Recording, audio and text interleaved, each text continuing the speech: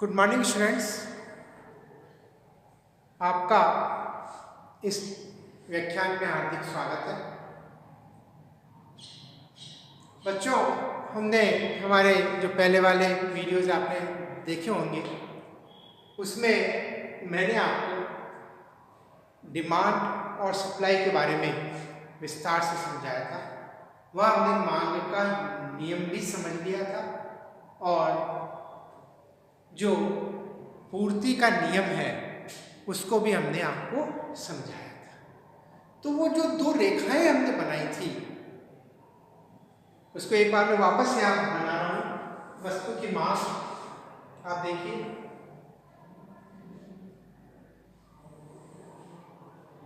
हमने जो मांग की रेखा बनाई वो आपके ध्यान में आएगी।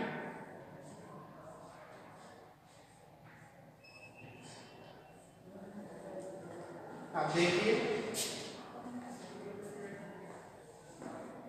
इस साइड हमने लिया था मात्रा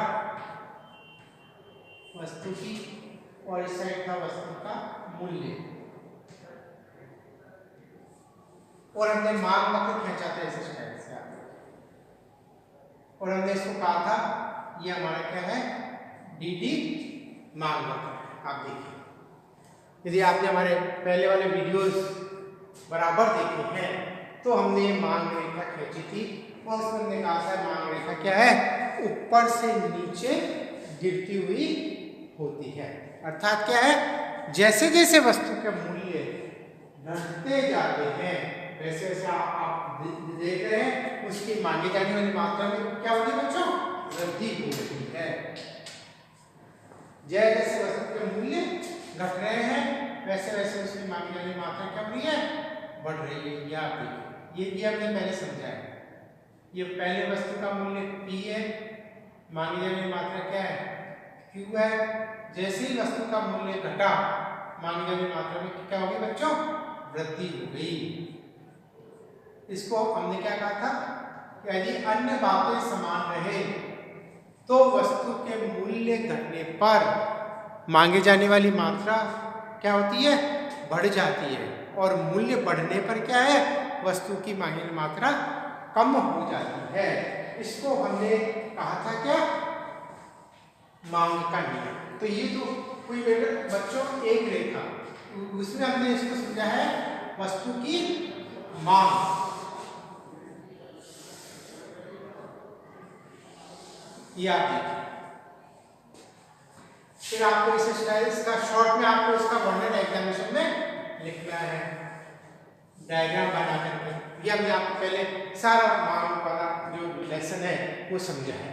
अब दूसरी बच्चों से बात आती है वस्तु की पूर्ति। ये आप देखिए, अब वस्तु की सप्लाई भी हमने आपको समझाई है और वस्तु की सप्लाई में भी हमने आपको जो वक्र खींचा है आप देखिए, दोबारा मैं यहाँ बता रहा हूँ एक बार, क्योंकि दो रेखा की सहायता से ही मांग और पूर्ति का संतुलन अपन को समझना है। इसलिए ये दोनों रेखाएं हमारी क्या है, ध्यान में होनी चाहिए।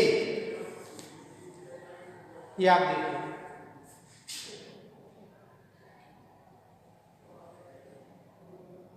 ये सप्लाई वक्र है SS,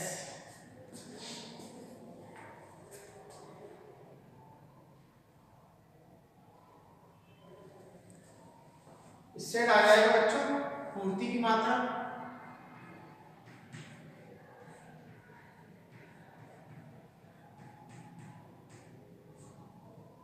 ये O X और Y। इससे आ जाएगा भाई मूल्य, वस्तु का मूल्य ये भी,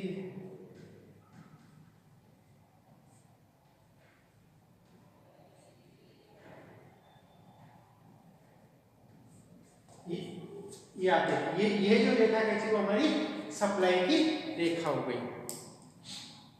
आप अब अपन देखते हैं इसके अंतर्गत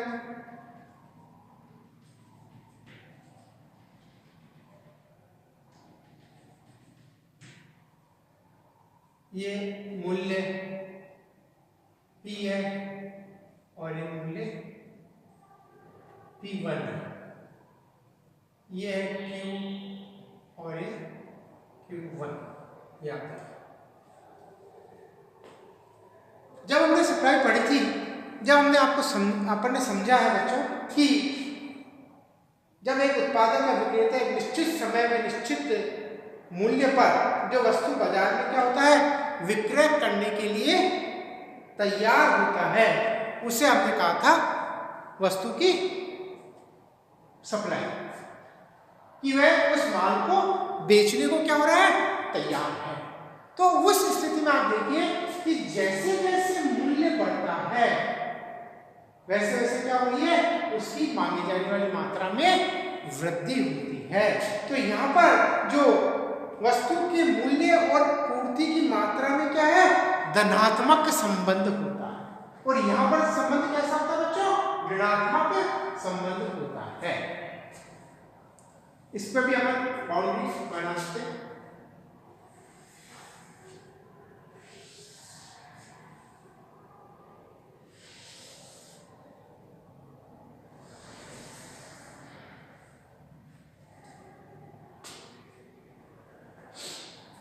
या देखिए इसको हमने कहा था मांग वक्र और इसको हमने कहा था पूर्ति वक्र। अब इन दोनों रेखाओं की सहायता से जो आज हम अपन समझना चाह रहे हैं वह है साम्य मूल्य का निर्धारण, जहां मांग और पूर्ति की रेखाएं आपस में मिल जाती है। ये दोनों को मांग और सप्लाई, वहीं पर वस्तु का क्या होता है मूल्य का निर्धारण होता है। उसको हम एक एग्जाम्पल की सहायता से भी आपको समझाएंगे। तो हम ये कह सकते हैं कि साम्य मूल्य वह होगा जहां वस्तु की क्या होती है मांग और पूर्ति के द्वारा निर्धारण होता है। साम्य मूल्य का निर्धारण कैसे होता है बच्चों वस्तु की मांग और पूर्ति की सहायता से। इस मूल्य पर न तो वस्तु की बाजार में कमी होती है और न वस्तु का आधिक्य होता है। इस मूल्य पर वस्तु की मांग और पूर्ति क्या होती है बराबर होती है। मार्शल ने इसको अपने शब्दों में व्यक्त करा है कि साम्य मूल्य वह मूल्य है जिस पर किसी वस्तु की मात्रा जो कि विक्रेता बेचने को इच्छुक है उस मात्रा के बराबर होती है जो कि क्रेता खरीदना चाहते हैं। यह वह मूल्य है जो बाजार को क्या करता है समाप्त कर देता है। इसको हम एक एग्जाम्पल की सहायता से आप देख रहे हैं बोर्ड पर एक एग्जाम्पल मैंने लिखा है कि किसी वस्तु की बाजार में कुल मांग और पूर्ति की संभावना को एक तालिका हमने यहाँ बनाई है कि मूल्य प्रति इकाई 5, 6, 7, 8, 9, 10 आप देख रहे हैं। वस्तु की मांगी गई मात्रा 500, 400, 300, 200, 150 है और वस्तु की पूर्ति की मात्रा आप देख रहे हैं 100, 200, 300, 400, 600, 800। आप देखिए जैसे जैसे मूल्य बढ़ता जा रहा है वस्तु की पूर्ति क्या हो रही है बढ़ती जा रही है, और जैसे जैसे मूल्य क्या हो रहा है बढ़ रहा है यहाँ पर वस्तु की मांग क्या हो रही है घटती जा रही है। ये अब आप फिगर्स देख करके आप बिल्कुल स्पष्ट आपके माइंड में होगा क्योंकि आपने पहले क्या है मांग और पूर्ति को समझ रखा है। अब हमको इन दोनों में क्या करना है बच्चों साम्य का निर्धारण करना है। तो हमें साम्य का वक्र बनाना है। तो मैं थोड़ा सा कैमरे को सेट कर रहा हूँ क्योंकि अपन ने मांग और पूर्ति पहले समझ लिया है।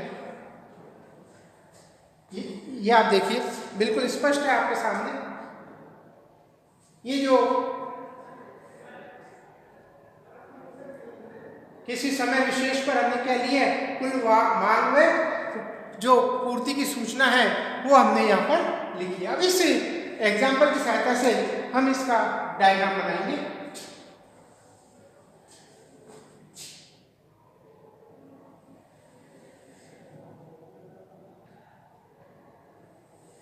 ये आप देखिए जैसे अपन हमेशा डायग्राम बनाते आए हैं।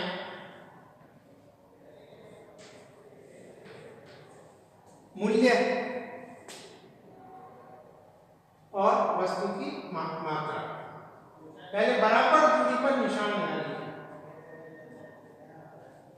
ये आप देखिए इक्वल डिस्टेंस पर आपको क्या करना है जो आपकी कॉपी की लाइन है पहले भी मैंने आपको समझाया कि जितनी कॉपी की लाइन है आप इसका देखिए लाइन के हिसाब से अपन क्या करेंगे पहले आप निशान लगा लेंगे, फिर हमें फिगर लिखने रहेंगे तो आपको किसी प्रकार की कोई परेशानी नहीं होगी।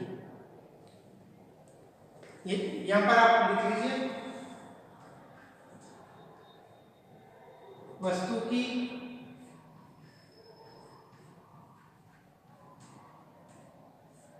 मांग व पूर्ति की मात्रा, इससे अपन मात्रा ही लेते हैं तो यहां पर मांग और पूर्ति की मात्रा, और इस साइड क्या होगा, मूल्य वस्तु का। यह देखिए वस्तु का मूल्य है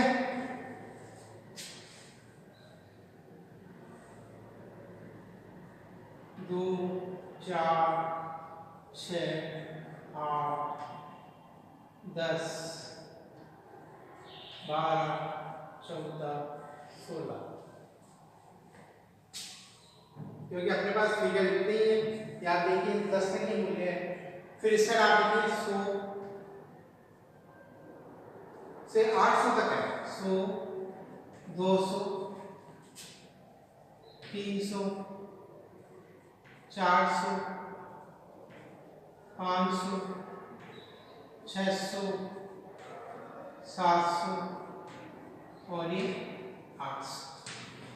ये आप देखिए हमने पूरा ले लिया। अब अपन इन दोनों रेखाओं को अपन को बनाना है। ये आप देखिए सबसे पहले अपन क्या कर रहे हैं, वस्तु की जो मांग मात्रा है उसको अपन बना रहे हैं।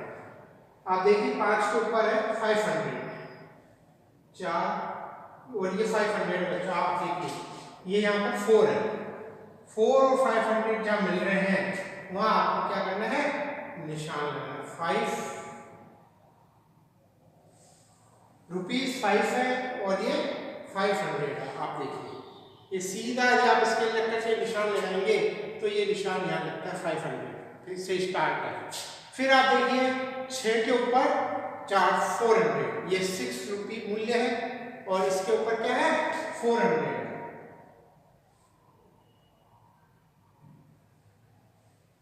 फिर आप देखिए 7 के ऊपर 300 है, 6 के बाद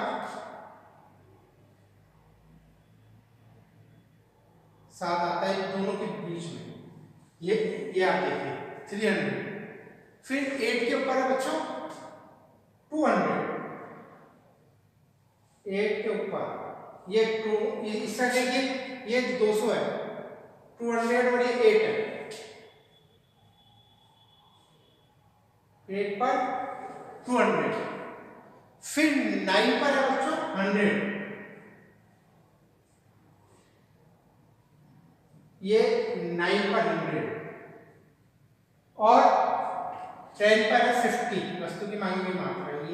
ये देखिए 10 पे 50, इन दोनों के बीच में आएगा। कोई बिंदु नहीं मिलता उसको छोड़ दीजिए और आप इसको सीधी रेखा आप खींचेंगे तो इस स्टाइल से एक सीधी रेखा आएगी। यह कोई बिंदु नहीं मिलता आप उसको छोड़ सकते हैं। यह हमारी क्या हो गई, मांग। हमने पहले मांग का वक्र आप देखिए समझा है, ऊपर से नीचे गिरती हुई रेखा होती है। ये आप देखिए, मैं वापस इस कैमरे को घुमाकर आपको बता रहा हूँ। हमने पहले बनाई है वस्तु की मांग, वैसे की वैसे ये वाली रेखा ये हमारे पास गिरती हुई वस्तु की मांग।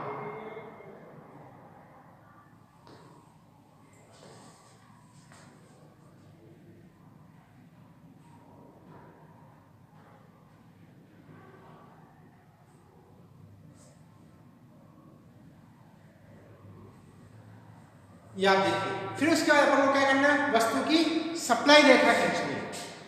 सप्लाई रेखा देखिए आप 5 पे 100 है, आप देखिए 5 मूल्य 5 रुपए पर 100, ये आप देखिए। फिर 6 के ऊपर बच्चों 200, ये आप देखिए। फिर 7 पर है 300, ये मिल गया यहाँ पर। आप देखिए यहाँ भी 300 है, देखिए 7 पर। टेबल देखिए, वस्तु की मांग की मात्रा और वस्तु की पूर्ति की मात्रा, ये आप देखिए 300, ये जिसमें मैंने राइट का निशान लगाया, ये पॉइंट यहाँ पर 300 पे मिल गया। यहाँ भी 7 पर 300 है और यहाँ भी 300 है। उसके बाद में आप देखिए 400, जब मूल्य 8 रुपए है तो मांगी गई मात्रा कितनी है 400। ये आप देखिए, ये मूल्य 8 रुपए है तो ये 400। फिर जब मूल्य 9 रुपए हो जाता है तो मांगी गई मात्रा कितनी हो गई बच्चों 600। ये आप देखिए। और लास्ट में जब मूल्य 10 रुपए हो जाता है तो मांगी गई मात्रा कितनी हो गई 800। पॉइंट मिल जाएंगे बिल्कुल आप, यदि आप स्केल, मैं तो बिना स्केल के बनाया, आप देखिए फिर भी पॉइंट्स मिले हैं यहाँ पे। फिर मैं इन सबको मिलाते हुए रेखा खींचता हूँ, आप देखिए।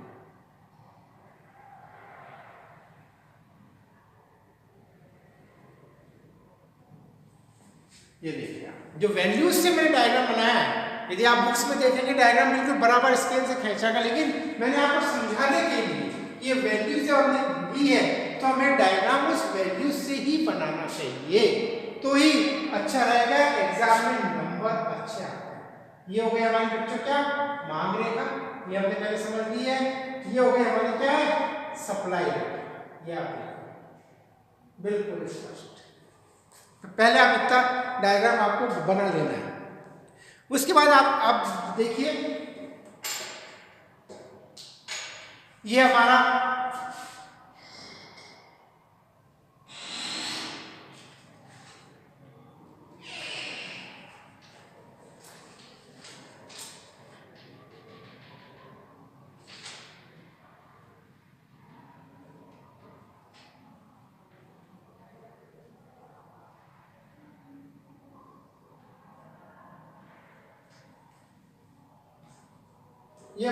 ई पॉइंट हो गया। ये आप देखिए 7 हमने लिखा है, मूल्य जब 7 रुपए है तो वस्तु की मांगी गई मात्रा 300 है और वस्तु की जो पूर्ति है ना बच्चों वो भी क्या है 300 है। वो का वो डायग्राम में मिल रहा है, ये बिल्कुल मिलना चाहिए, वैल्यू से अपन ने ये डायग्राम बनाया। ये आप देखिए, तो ये जहां दोनों मिले हैं, जहां मांग और पूर्ति की सापेक्षिक शक्तियों की सहायता से मूल्य का निर्धारण होता है, तो यहाँ पर क्या होगा बच्चों, ओपी तो हो गया अपना मूल्य और ओपी क्या हो गई मानी जाने वाली मात्रा, यहाँ पर मूल्य का निर्धारण हो जाता है। उसके बाद आप देख रहे हैं कि ये जो स्थिति है, ऊपर वाली स्थिति जहाँ सप्लाई की रेखा ऊपर जा रही है, वह होगी हमारी पूर्ति का आधिक्य, ये आप देखिए, और इस साइड है हमारी मांग का आधिक्य, क्योंकि मांग यहां तक आ गई, तो यहां पर अपन क्या लिख सकते हैं मांग का आधिक्य।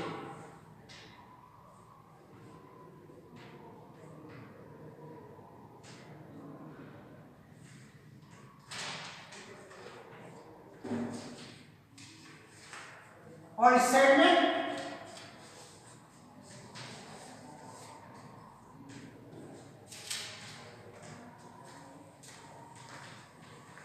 पूर्ति का आधिक्य, ये आप देखिए।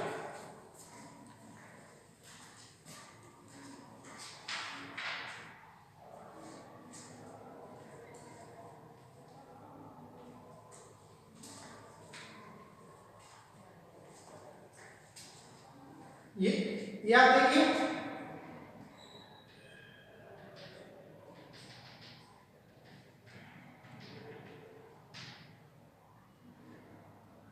P1 और ये P2, यदि ऐसी स्थिति आती है तो इस मूल्य में यदि किसी प्रकार का परिवर्तन होता है तो इस स्थिति में इसको आप दे दीजिए K और ये T।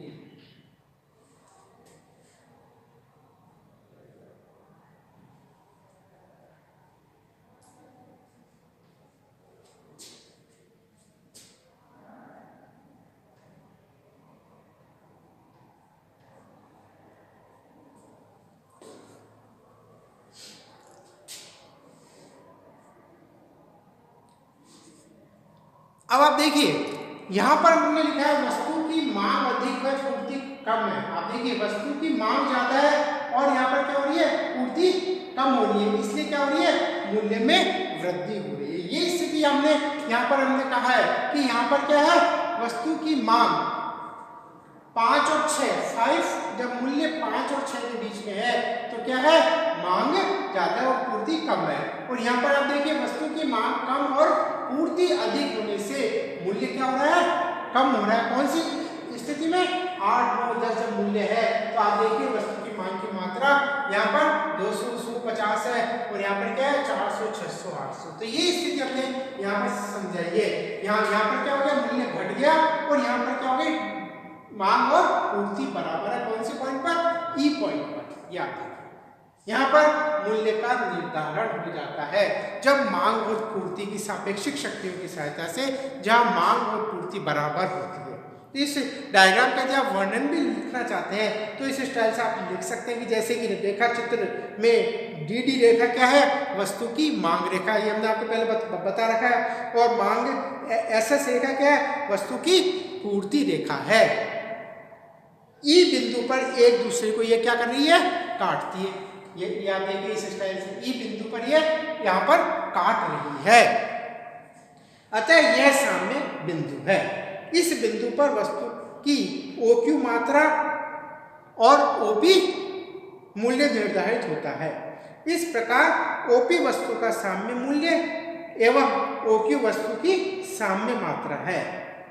अब आप सपोज करिए वस्तु का मूल्य OP1 हो जाता है, जो साम्य मूल्य से क्या होता है, अधिक है। तो इस मूल्य पर वस्तु की मांग क्या है, P1 L1 हो जाती है और पूर्ति P1 K हो जाती है। ये आप देखिए P1 और K हो जाती है। यहां तक मांग है और यहां पर क्या है, इसकी सप्लाई है, L और K। और इसी प्रकार से यदि मूल्य P2 हो जाता है तो इस स्थिति में वस्तु की जो सप्लाई है वो तो हो जाती है P2H और वस्तु की जो मांग है वो हो जाती है P2T।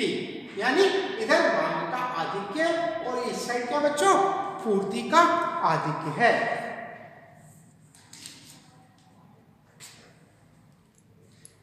इस डायग्राम में फिर आपको इसकी बाउंड्री बना देनी है जैसे अपन हमेशा बनाते हैं। ये आप देखिए,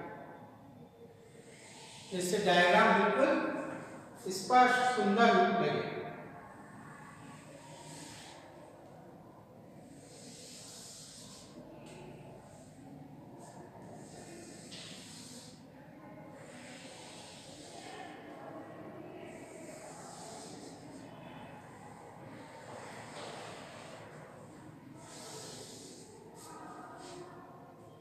देखिए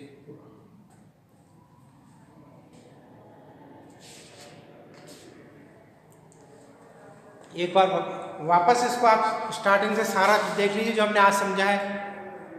वस्तु का मूल्य निर्धारण अपन ने समझा है। हमने पहले मांग का नियम आपको समझाया, मांग रेखा आपको वापस समझा दी और उसके बाद हमने आपको सप्लाई रेखा समझाई। फिर एग्जाम्पल की सहायता से हमने आपको बताया कि यहाँ पर मूल्य क्या हो रहा है, वस्तु की मांग यानी मात्रा और पूर्ति बराबर हो रही है।